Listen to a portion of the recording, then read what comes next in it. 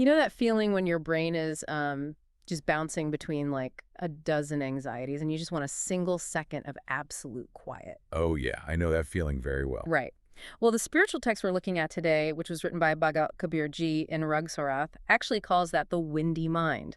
So, welcome to today's deep dive, curated just for you. It is such a fascinating topic to get into. Okay, let's unpack this. We're tracking the journey of this incredibly chaotic consciousness that miraculously learns to just settle down completely.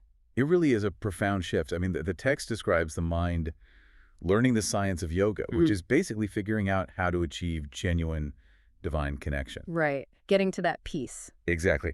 But before we get to that ultimate stillness, we really need to understand the mechanism behind the chaos. Like, why is the mind so turbulent to begin with? Well, the guru's diagnosis in the text points to a hole. Essentially, it's a subtle breach in our internal defenses. Yeah, that's exactly it. It makes me think of, like, trying to perfectly climate control a house, but you've unknowingly left a basement window cracked open to a winter storm, you know? That is a great way to visualize it. And the specific metaphor Kabir-ji mentions here is a deer. Wait, a deer? Yeah, he says a deer carefully sneaks in through that hole in our awareness. And it's a brilliant metaphor because think about how a deer grazes. Right, they are super skittish. Exactly. It jumps unpredictably from one patch of grass to the next. And that perfectly mimics how our animal passions and worldly distractions operate. Oh, wow. I hadn't thought of it like that. They aren't always aggressive, right?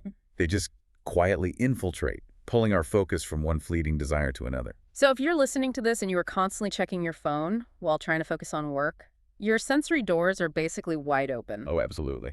And that deer is just grazing right now. So the first action Kabirji describes is closing those doors, like shutting down the sensory organs to stop that constant influx of distraction. Yeah, closing the perimeter is crucial. Yeah. But, it only stops new distractions from getting in. Right. It doesn't actually address the chaos and the desires that are already trapped inside the house with you. Here's where it gets really interesting, because this brings us to the picture of the heart lotus. Right, the internal picture. The text says this internal pitcher is filled with water, and the immediate prescribed action is to spill it out. But wait, we usually think of a pitcher full of water as a positive, nourishing thing. Yeah, you would definitely think so. So why does Kabirji want to pour it out? I mean, that seems backward. Well, what's fascinating here is that we have to look at the nature of that specific water. Okay. It's not nourishing spring water.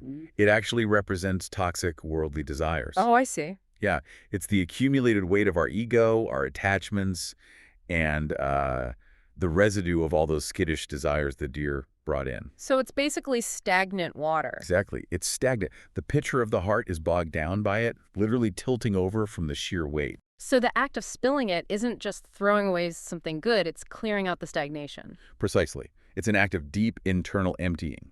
And by deliberately pouring out that heavy polluted water, the pitcher can finally be set upright. Wow. It becomes properly aligned, empty, and totally prepared to hold something entirely different, a pure, unfiltered connection to the divine. So you secure the perimeter against the grazing deer, you empty the stagnant water of ego, and you align your heart. Right, that's the process. What does a mind look like when it actually achieves that state?